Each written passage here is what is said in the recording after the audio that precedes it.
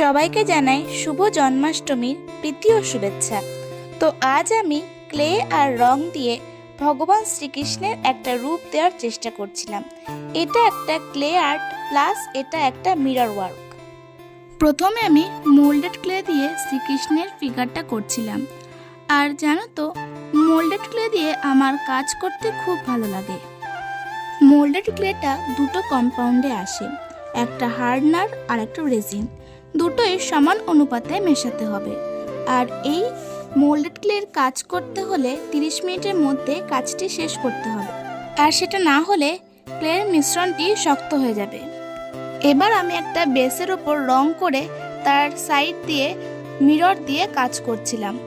আর যেহেতু ভিডিওটা একটু বড়, তাই 1 মিনিটের মধ্যে যতটা পারলাম দেখানোর চেষ্টা করলাম। আর তোমরা জানিও কিন্তু আমি কতটা শ্রীকৃষ্ণের রূপটা দিতে পেরেছি।